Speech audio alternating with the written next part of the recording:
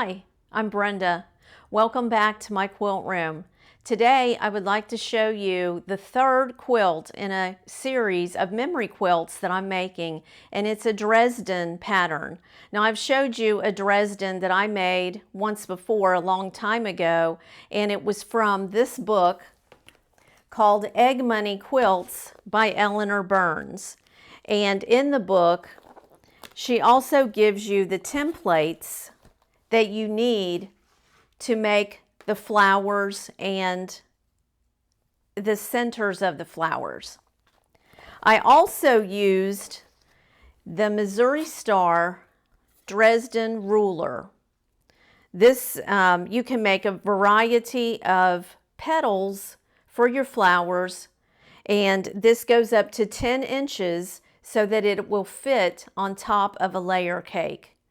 Now for the quilt behind me, I used the 6-inch blade. And here's what the blades look like after you cut them out. Now of course this has this Petals stabilizer on the back because I'm cutting from dresses that someone had from their grandmother. And so the fabric is like polyester and rayon, and it needs to be stabilized. So the type of stabilizer that I like to use is this Petals, and it's a P44F. It's very sheer and lightweight, and if you iron something in the wrong place when you put it on, it's very easy to peel it back and to do it over.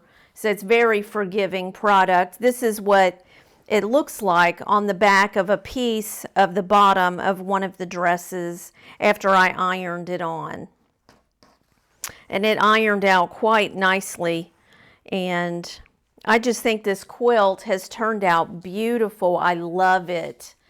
As you can see, here's the centers, the flower that's centered on a block, and these are all petals cut from her various dresses, blouses, and skirts. And then I've cut the strips into 2.5-inch squares to border each block. The borders are made with a vine out of one of her skirts, and then I cut the petals various sizes to look as though they're floating outside of the vine. Now this is a really big quilt. It came out to be 100 by 100.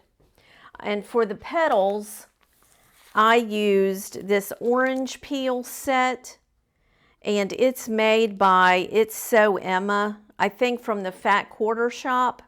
And I went ahead and purchased these. You got, let's see, they give you 4 different sizes of petals to use, and I'll be using these in another large project that I'll be making later. So I wanted to show you that. Here's some leftover petals, and I'm sure that I'll use these for something else, maybe to go with the quilt. I made a yo-yo to go in the middle of the vine. And if you can focus in and see, there's a button here. These were buttons off one of her dresses, and I used that for the middle flower on each of the 4 vines that are the border. In the corner, these Dresden flowers are a little bit smaller than these. I used a 4.5-inch blade to make these flowers in the corners, and it just set it off so nicely.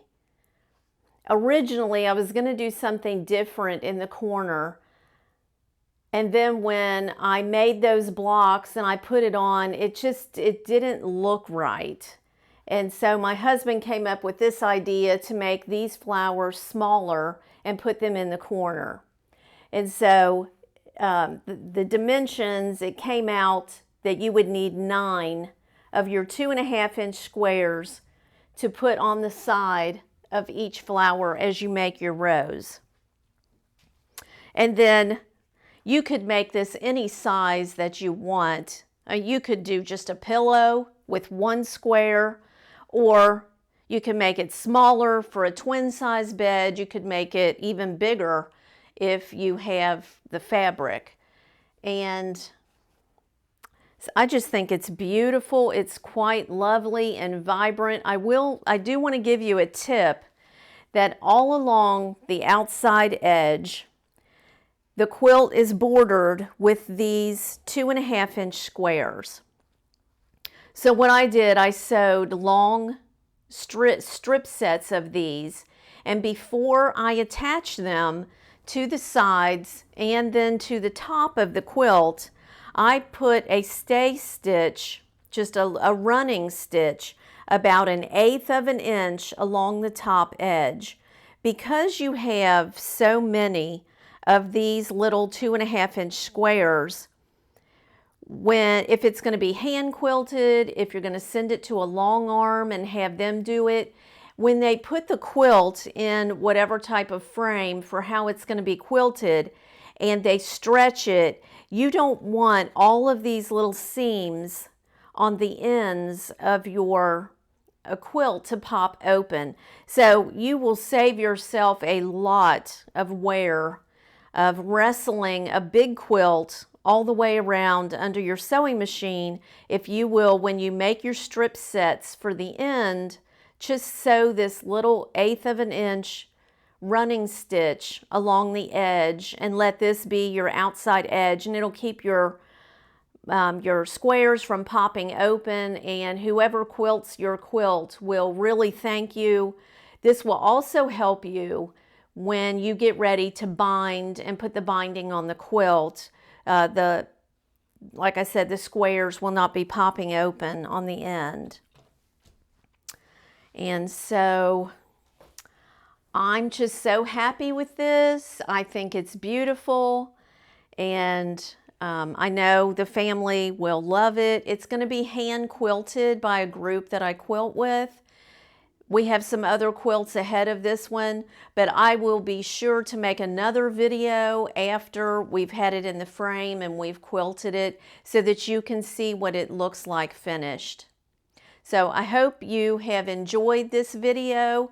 I would like to say thank you to all my new subscribers for watching, and I would appreciate it if you would hit the notification bell and give me a thumbs up. And until next time, I'll be seeing you.